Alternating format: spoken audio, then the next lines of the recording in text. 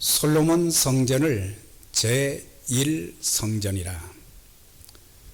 그리고 바벨론 포로 후에 돌아와서 지었던 성전을 수룹바벨 성전인데 제2성전이라고 불렀고, 그 다음에 헤롯이 유대인의 환심을 살 목적으로 지은 성전을 제3성전이라 그렇게 불렀습니다. 그런데 헤롯의 제3성전은 수룹바벨 성전 제2성전을 확장해 가지고 더 크고 아름답게 웅장하게 46년 동안 건축을 했으니까 얼마나 아름답고 그랬겠어요. 그래서 주님의 제자들도 당시 유대인들처럼 이런 아름답게 건축된 성전을 예수님께 자랑을 하고 싶었어요. 종려주일에 예수님께서 올라가셨지만은, 예루살렘에 가셨지만은 그 전에 이렇게 한번 이렇게 가셨다가 성전에서 나오는데 제자들이 성전 건물을 가리켜 예수님께 보여주면서 이 돌들이 어떠하며 이 건물들이 어떠합니까? 참 아름답지요, 웅장하지요, 견고하게 지었지요.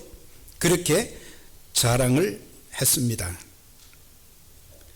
그때 당시 건축을 하는데 돌 한 피스가 길이가 12m가 되었다는 거예요. 그 다음에 높이가 6m, 넓이가 3.6m, 그런 돌을 사용해서 성전 건축을 아주 단단하게 이렇게 지었던 것이죠. 성전의 뜰은 대리석으로 전부 깔아놓았고, 모든 문들은 금이나 은이나 동을 사용하기도 했다고 합니다. 그런데 주님께서 이런 말씀을 하셨어요. 너희가 이 성전 자랑하냐? 진실로 너희에게 이르노니 돌 하나도 돌 위에 남지 않고 다 무너뜨려지리라. 제자들이 깜짝 놀란 거예요. 이렇게 견고하고 웅장하게 지었던 건물이 돌 하나도 돌 위에 남지 않고 다 무너진다고 하면은 생각이 들었어요. 이 세상도 무너질 것 같은 그런 생각이 들어서 주님께 제자들이 질문을 했습니다. 어느 때 이런 일이 있겠으며 주의 임하심과 세상 끝때는 무슨 징조들이 있겠습니까? 그렇게 물었어요. 그때 이제 주님께서 그 말씀을 하시면서 성전 건물의 무너뜨림처럼 세상 나라의 최후, 이 세상이 이제 마지막에 불의 심판을 받아서 다 무너지고 불에 태워지고, 그리고 그리스도께서 새하늘과 새 땅을 지으신다. 그런데 주님께서 그 말씀을 하신 후에 약 40년도 되지 않아서 로마의 공격을 받아서 그때 당시 110만 명이 예루살렘에서 죽임을 당했다는 거예요. 그러니까 6월절이 되면 전국에 있는 20세 이상의 남자들은 6월절을 지키기 위해서 예루살렘으로 모였는데, 바로 그때를 겨냥해서 공격을 해서 110만 명이 참혹하게 학살을 당했고, 각종 질병과 기근으로 고통당할 뿐만 아니라 전쟁의 참화로 인해서 사람들이 너무 참혹하게 죽어서 장례식조차도 제대로 할 수가 없었다고 합니다. 그렇게 화려하고 웅장하게 지은 예루살렘 성과 성전은 주님의 예언대로 돌 하나도 돌 위에 남지 않고 전부 무너져 버렸고, 서쪽 벽만 남았어요. 서쪽에 있는 벽만. 그래서 그 벽을 통곡의 벽이라고 부르는데, 그 통곡의 벽에 유대인들은 거기에 와서 하나님 앞에 눈물을 흘려가며 기도를 시작한 거예요. 하나님, 이 무너진 처참하게 무너진 성전터 위에 다시 성전을 지을 수 있게 해달라고. 그리고 각자의 소원들을 종이에 적어가지고 성전 그 서쪽 벽에 구멍이 있는 곳에 끼워넣고 이 기도를 들어주세요. 네. 그래서 어느 정도 기도했느냐? 1950년 동안을 기도했어요. 그런데 그 기도가 아직 응답이 안 돼서 지금 예루살렘 무너진 성전터에는 이슬람 사원이 웅장하게 세워져 있어서 이스라엘의 소원은 바로 하나님의 성전을 다시 회복하는 그런 기도를 지금 하고 있습니다. 참 이런 것을 통해서 주님께서는 세상의 마지막에 대한 그런 교훈을 이제 제자들에게 남겨주셨는데, 우리가 믿든지 안 믿든지 좋아하든지 좋아하지 않든지 세상의 마지막은 반드시 닥치게 됩니다. 뿐만 아니라 우리의 인생의 마지막도 그날이 언제인지 모르지만 속히 오게 되는 것이에요. 아니, 마지막이라는 얘기를 하게 되면은 자꾸 이상한 그리스도인들에게 공포감만 심어주는 것이 아닌가, 그렇게 생각할 수도 있지만은 그게 아니에요. 하나님의 자녀들이 이 땅에 사는 동안 거룩한 행실과 경건함으로 살고 복음의 사명을 더 충실하게 감당하기 위한 거예요.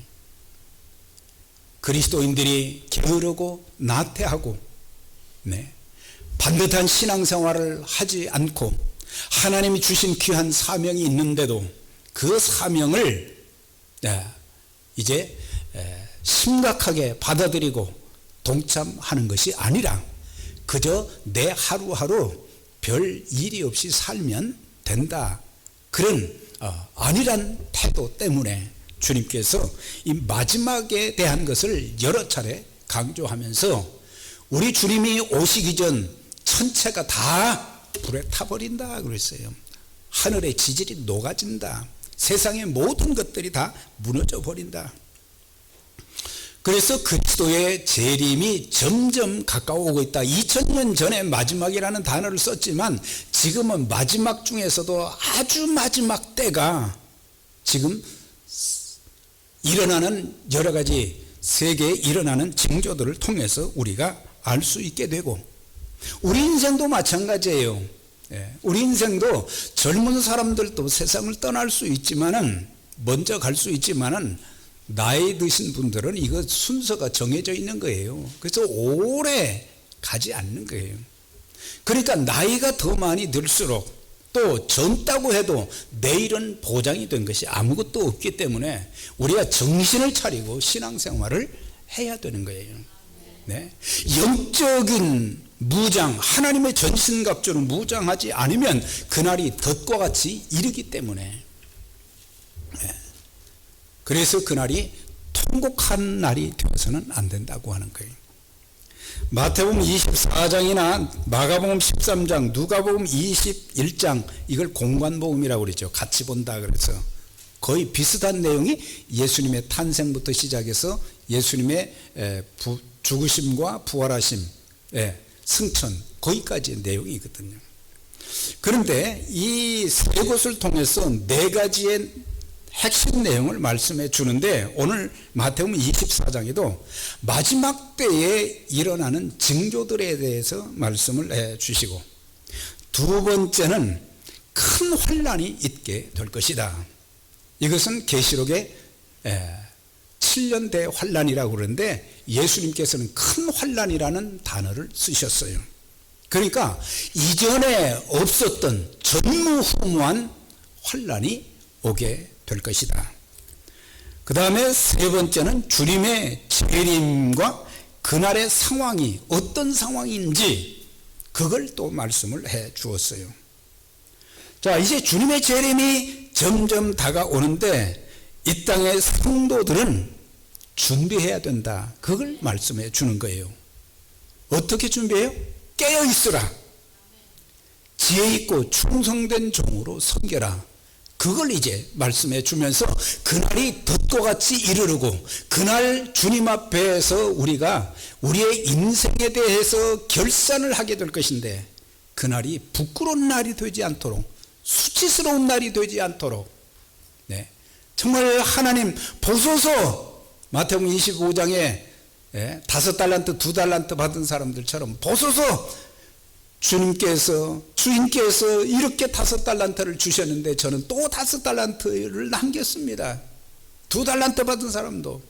근데 1달란트 받은 사람은 그걸 가지고 사용하지 않다가 결국에 악하고 게으른 종아, 이 무익한 종아, 네, 어둠 가운데 나가서 일갈며 통곡하는 그런 역사가 있었다고 하는 것입니다. 자, 그러면 본문에 나타난 마지막 때의 대표적인 4가지 징조 중에 첫 번째 것만 오늘 이제 말씀을 드리도록 하겠습니다. 마지막 때가 되어질수록 종교적인 미혹이 증가되어 간다고 하는 것입니다. 24장 4절 5절 11절 24절에 보면은 나는 그리스도라 하여 많은 사람을 미혹하리라. 이런 거짓 그리스도들이 많이 나타나게 될 것이다. 거짓 선지자가 많이 일어나 많은 사람을 미혹하게 하리라. 거짓 그리스도들과 거짓 선지자들이 일어나 표적과 기사를 보여 할 수만 있으면 택하신 자들을 미혹하게 될 것이다.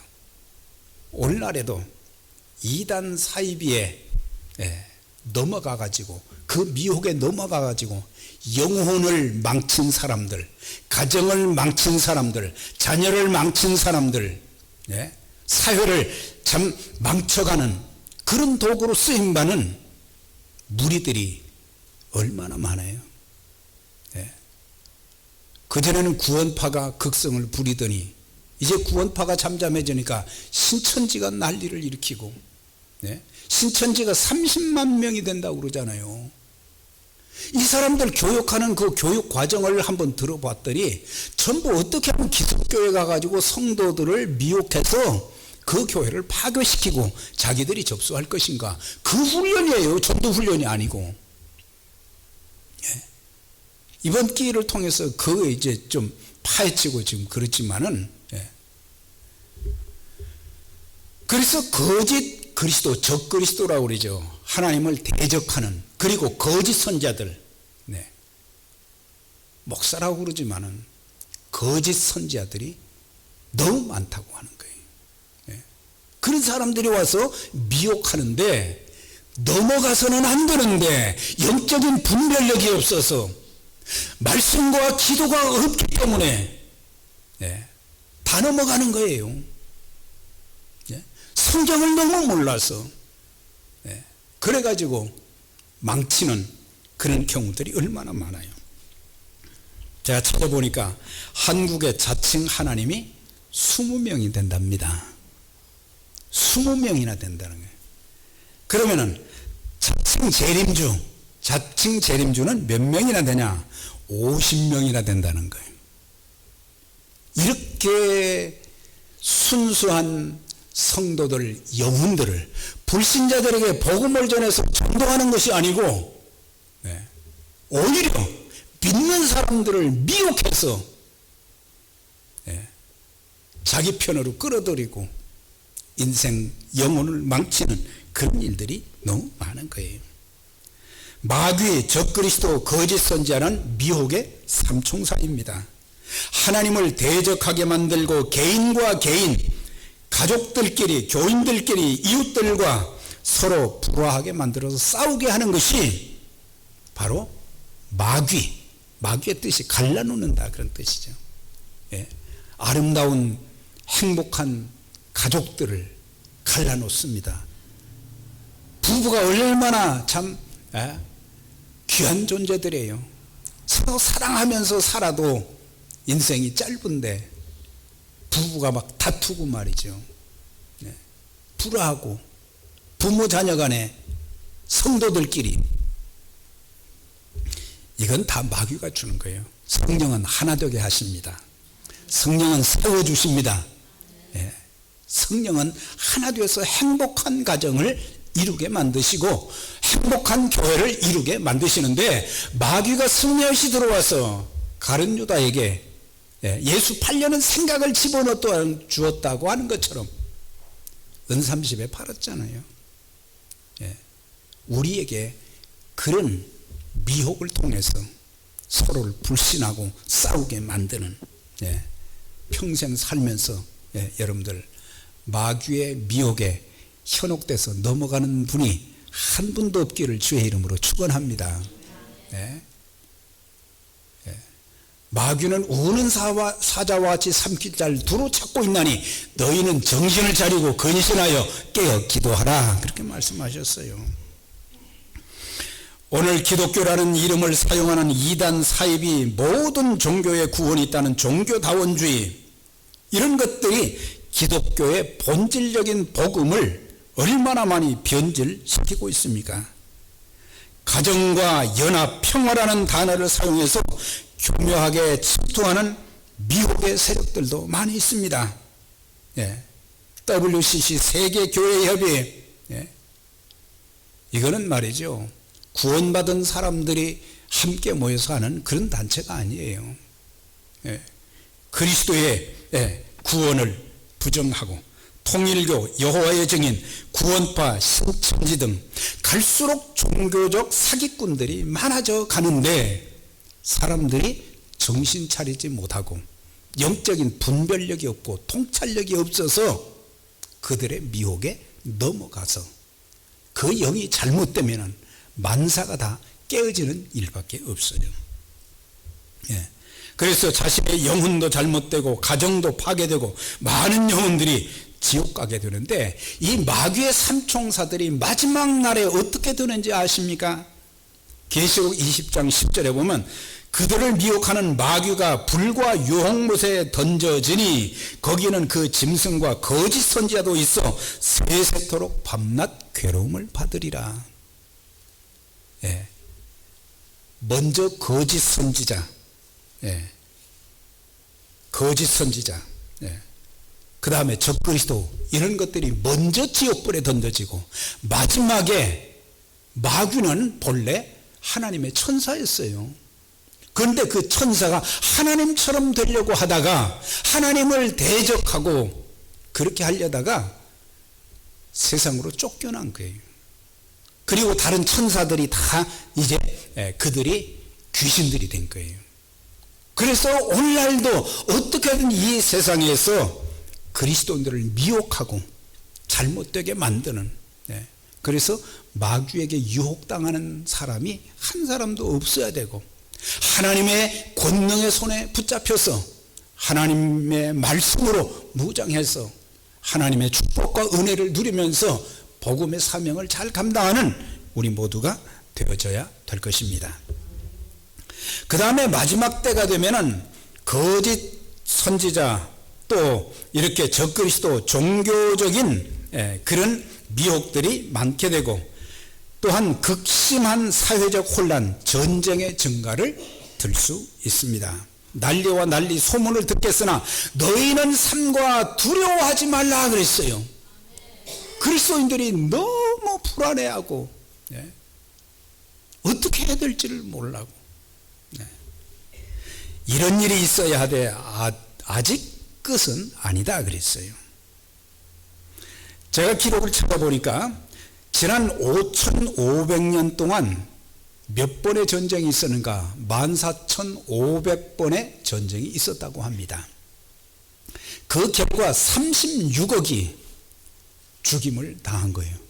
전쟁을 통해서. 또한 1차 세계대전 때는 30개국이 그 전쟁에 관련되어 있는데 1,400만 명이 죽었어요. 2차 대전 때는 57개국이 전쟁에 관련되어서 5,500만 명의 사망자가 생겼다는 거예요. 이 끔찍한 일들이 있었는데 그 전쟁은 옛날부터 조금씩 더 커졌다고 하는 거예요. 이제 남은 것은 예, 핵전쟁이잖아요. 예, 핵전쟁. 예. 지금 전 세계에 핵무기가 86년도에는 6만 5천 개였는데 2010년에는 2만 2천 개로 줄고 지금 핵 억제 정책을 써서 2018년 통계는 1만 5천 개로 줄었는데 이거 다 터뜨리면은 이 세상이 완전히 전부 망하게 되는 거예요. 그래서 인류는 전쟁의 참상을 막기 위해서 참 노력을 많이 하는 거예요. 평화를 추구하고, 그래서 진정한 평화를 추구하지만은 이 땅에 마귀가 역사하고 그렇기 때문에 참된 평화는 없게 되는 거예요. 갈수록 전쟁의 빈도수와 규모가 커지게 될 것인데 우리는 이런 징조들을 보면서 주님께서 오실 날이 점점 가까워온다는 것을 마음에 새기고 우리는 정신 차려야 된다. 깨어라, 깨어라. 그런 말씀들이 참 많이 있어요. 마지막 때가 되면은 또 자연재앙이 증가하게 되는데 첫째 기근과 지진, 전염병이 있게 될 것이라 그랬어요. 기근은 굶어 죽는 거예요. 지구의 온난화로 인해서 기후에 이상 현상이 생겨서 겨울에 홍수가 나기도 하고 더위가 심해서 사람과 짐승이 많이 죽고 도처에 재난이 심하게 일어나는데 2018년 유엔 산하 주요 국제기구 보고서에 보면 전 세계 인구가 76억 명인데 지금 그 중에서 만성적 식량 부족 상태에 놓인 인구가 8억 2천만 명이라고 하는 거예요. 그만큼 지금 심각한 시기에 우리는 살면서 밥은 굶지 않지만은 그러다 보니까 우리는 더 좋은 음식 먹으려고 애를 쓰지만 사실 굶어 죽어가는 그런 사람들을 돌아볼 마음의 여유라도 있어야 되는데 그것조차도 없이 하나님의 마음을 우리가 모르고 살아간다고 하는 거예요. 아프리카 지역은 전체 인구의 31.4%가 영양실조에 허덕인다고 하는 거예요. 우리는 작은 것이라도 나누고 우리는 또 그들을 위해서 기도해야 될 것입니다. 하나님, 나에게 일용할 양식을 주신 것처럼 그들에게도 일용할 양식을 허락해 주십시오. 그들에게도 예수 그리스도의 생명의 복음이 들어가게 해 주시옵소서. 또한 지진이 일어나는데 세월이 갈수록 지진의 숫자가 점점 증가됐어요. 18세기에는 640회가 전 세계적으로 일어났는데 19세기에는 2119회, 20세기에 와서는 2만 번이 일어났다는 거예요. 전 세계적으로. 갈수록 지진이 여기저기서 일어나게 돼. 그러니까 세상에 안전지대는 없다고 하는 거예요. 그 다음에 또 한 가지 징조는 뭐냐? 무서운 전염병이 있게 될 것이다. 코로나 바이러스 지금 백신이 없다고 그러잖아요. 그렇게 의학이 발달되고 과학이 발달되고 이런 시대에 이거 하나 잡지 못하니까 지금 전 세계적으로 지금 난리잖아요. 갈수록 우리가 알지 못하는 그런 무서운 질병들이 있게 된다. 이것은 사실 수천 년 전에 우리 구약 성경을 보면은 다 그에 대한 기록이 있어요. 하나님의 백성들이 말씀대로 순종하지 못할 때, 우상 숭배할 때, 도덕적으로 타락했을 때 하나님의 심판의 도구로 4가지 것을 사용했다는 것이 구약 성경에 많이 나오는데 예수님께서도 신약 성경을 통해서 똑같이 말씀을 하신 거예요. 그게 뭐냐? 첫째는 외세의 침략으로 이스라엘 백성들이 침략을 너무 많이 당했잖아요. 그것은 하나님 말씀 불순종했을 때, 우상 숭배와 타락 가운데 있을 때. 그 다음에 두 번째는 메뚜기 떼로 농작물을 삼켜 버렸기 때문에 그래서 농사는 열심히 잘 지어놓았는데 메뚜기 떼들이 와서 다 갉아먹어 버렸다는 거예요. 네. 그 다음에 하늘에서 비를 주지 않아서 하늘문이 닫혀서 엘리야 시대에도 3년 6개월에 그런 가뭄이 있었잖아요. 하늘문이 닫혀버렸으니까 비가 내리지 않으니까 농사를 지을 수가 없는 거예요. 네. 여러분들, 우리가 하나님 말씀대로 순종하며 기도하는 가운데, 하나님의 백성답게 사는 가운데 하늘문이 닫히지 않기를 주의 이름으로 축원합니다. 하늘문이 닫히면은 우리가 아무리 노력해도 이거는 할 수가 없는 거예요. 네? 하늘문이 닫혀버렸어요. 그 다음에 네 번째는 전염병이에요. 전염병. 네. 제가 성경을 구약부터 신약까지 이렇게 쭉 이렇게 찾아보니까 전염병에 대한 것이 참 많이 나와요. 그런데 그 전염병은 언제? 동일하게 하나님 말씀 불순종하고, 네, 교만하고 타락했을 때에, 네, 전염병이 막 생긴 거예요. 네. 그래서 우리는 지금 일어나고 있는 코로나 바이러스 참 두렵지요. 네. 백신도 없고 그러니까. 그렇지만 너무 불안해하지 마시고, 네, 우리는 하나님께서 이 시대를 향해서 경고하신다 그렇게 생각하고 하나님의 음성을 기울이고, 하나님의 음성의 귀를 기울이고 우리가 회개할 건 회개하고 하나님 앞에 바로 서야 될 줄 믿습니다. 전염병을 심판의 도구로 사용하신 말씀들을 보니까 우상숭배 악을 행하면 산성과 굴 속에 숨어도 전염병으로 죽으리라. 아무리 굴 속에 들어가면 이제 전염병, 예? 이거 피난처가 될 줄 아는데 아니다 이 말이에요. 하나님이 여러분들의 피난처가 되어주시기를 바랍니다. 하나님이 피난처가 되어주시고, 하나님이 산성이 되어주시고, 하나님이 방패가 되어주시고, 하나님이 바위가 되어주셔야지. 네.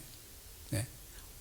환난 날에 나를 부르라. 내가 너를 건지리니 내가 나를 영화롭게 하리라.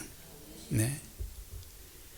죄의 심판의 도구로 전염병, 폭우, 우박, 불과 유황으로 백성에게 비처럼 내릴 것이다 그랬어요. 비가 얼마나 자주 옵니까? 전염병이 여기저기서 창궐하게 된다는 거죠.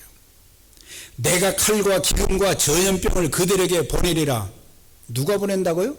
하나님이 보내신다고 그랬어요. 네.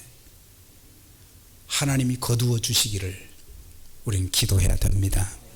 하나님, 이 재난을 거두어 주세요. 이 재난을 거두어 주시고, 이제 이 백성들이, 불신자들이 회개하고, 아, 우리 하나님은 생사화복의 주권자이시구나, 네.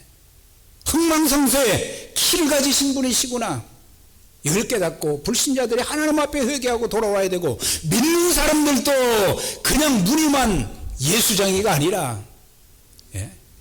속이 꽉 찬, 예수로 꽉 찬 참 신자들, 참 그리스도인들이 되어지고, 예? 우리는 회개할 것들이 참 많은 그리스도인들입니다. 예? 그냥 예수 믿으면 천국 간다 하니까 그것만 믿고 우리는 그냥 살아갈 뿐이지, 정말 지금 내가 어떻게 살고 있는가, 어떻게 신앙생활하고 있는가, 네?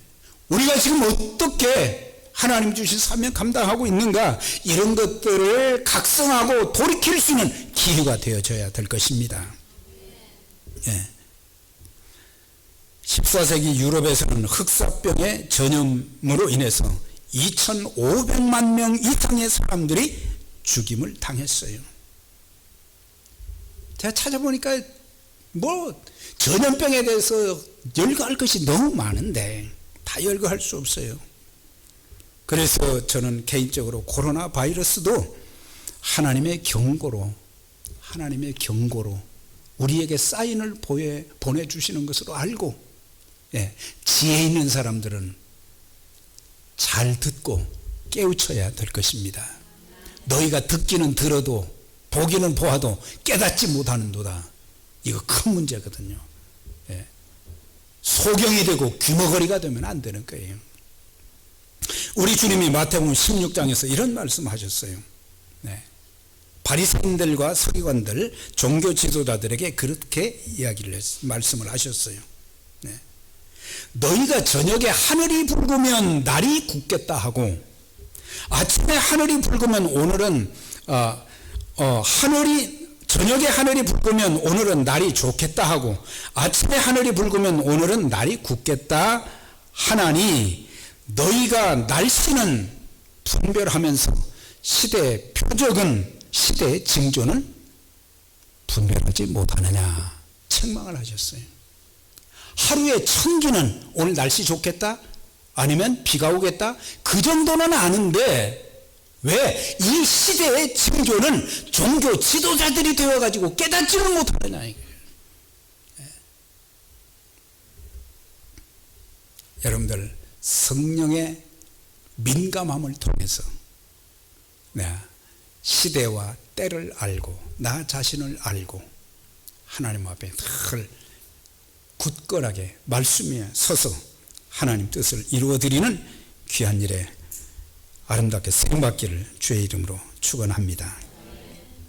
우리는 코로나 바이러스를 그냥 지나가는 재앙으로만 가볍게 여기지 말고, 또 우리는 예방수칙을 통해서 비누로 손도 깨끗이 씻고 세정제를 손에 바르기도 하고 마스크도 쓰고, 또한 악수도 하지 않고 사람을 만나지 않고 일반 식당이나 교회에서 밥을 먹지 않는 것, 대화할 때 칩치기지 않게 하는 것, 사람이 많이 모인 곳에 가지 않는 것, 식기를 공유하지 않는 것, 이거 다 조심해야 돼요. 우리가 할 수 있는 건 조심해야 되지만, 여러분, 우리가 이렇게 할지라도 생각해 보아야 될 것은, 언제 우리 한국의 예배당이 주일날, 수요일날 새벽에 폐쇄된 적이 있었습니까? 3.1운동 때도 6.25 전쟁 때도 교회에서 생명 걸고 예배를 드렸는데, 지금 온라인으로 드린다 하고 하는 주일 예배는 있지만은 수요, 새벽 기도, 이거 금요 기도에 모든 모임 다 지금 폐쇄시켰어요. 바이러스 이것도 재앙이지만 우리가 하나님 앞에 예배 드리지 못하는 이것도 재앙입니다. 이걸 알아야 돼요. 이걸 깨달아야 돼요. 예배를 드려도 1m 이상 떨어져 앉아야 하고, 사람들 옆에 가기를 꺼린 때가 언제 있었습니까? 우리 만나면 반갑고 서로 악수하고 서로 허그하고 한 주 동안 어떻게 지냈습니까? 어려운 일은 없었습니까? 이렇게 반갑게 대화하는 그런 시간도 다 지금 빼앗겨 버리고 있잖아요. 학교에 휴교령도 내리고 직장인들도 집에서 일하게 하고, 언제 대형마트마다 물건이 동이 나서 구입할 수 없었던 적이 있었습니까? 우리가 미국에 살면서. 이게 재앙이에요. 이 시대를 향한 하나님의 경고인 것입니다. 그래서 우리는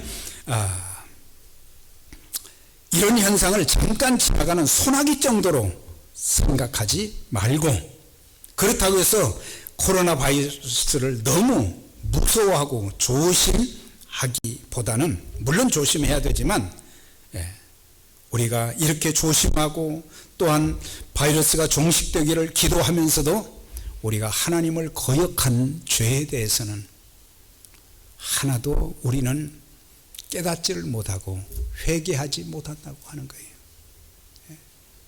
우리 하나님 뜻대로 살아야 되는데 하나님 뜻대로 살지 못하면서도 이런 고난의 시대를 통해서 하나님께서 우리에게 깨우쳐 주시고자 하는 것이 있는데, 회개하는 것이 없고 기도하는 것이 없다면 우리에게 주어진 환난은 아무 의미가 없습니다. 게으르고 나태한 무기력한 신앙생활에 대해서도 우리는 한마디의 신음도 하지 않습니다. 사랑하는 여러분, 제가 성경 구절 한 군데만 말씀드리고 마치겠습니다. 역대하 7장 14절에 솔로몬이 하나님 앞에 외적의 침략을 받았을 때에, 하늘문이 닫혔을 때, 메뚜기 떼가 모든 곡식을 다 갉아먹을 때에, 그리고 전염병이 창궐할 때에 하나님 이 성전에서 엎드려 회개하고 기도하면 우리를 살려주세요. 그런 기도를 했는데 하나님이 말씀하신 것이, 내 이름으로 일컫는 내 백성이 그 악한 길에서 떠나 스스로 겸손히 엎드려 하나님 앞에 기도하고 얼굴을 구하면 내가 하늘에서 듣고 그 죄를 사하고 그 땅을 고칠지라, 그렇게 말씀하셨어요. 네. 이제 우리가 불신자들이 범죄한 거, 신자들이 하나님 뜻대로 살지 못한 거, 회개의 기도를 드리면 하나님이 다 고쳐주신다 그랬어요. 땅만 고쳐주시는 게 아니라 우리 육신도 고쳐주시고 우리의 가정도 자녀들도 고쳐주시고, 그렇게 해서 하나님이 영광을 받으시는 그런 역사가 있게 될 것이기 때문에 우리 하나님 말씀과 기도로 무장해서 이 어려운 시기를 우리 모두가 건강하게 은혜 가운데 잘 통과하고 하나님께 더 귀하게 쓰임받는 저와 여러분 우리 교회가 되시기를 주의 이름으로 축원합니다. 하나님 아버지 감사합니다. 오늘 저희들에게 주신 말씀 따라서 마지막 시대에 이런 징조들을 보면서 저희들이 깨닫게 하시고 또한 회개하고 하나님 앞에 바로 서게 해 주시옵소서. 그래서 모든 것들이 다 고침받게 하시고 회복되게 하여 주시고 하나님의 귀한 일들이 이 땅에서 우리 교회에서 우리 가정을 통해서 더 놀라운 일들이 일어나는 일에 쓰임받는 우리 모두가 되도록 하나님 축복하여 주시옵소서. 예수님의 이름으로 기도드리옵나이다. 아멘.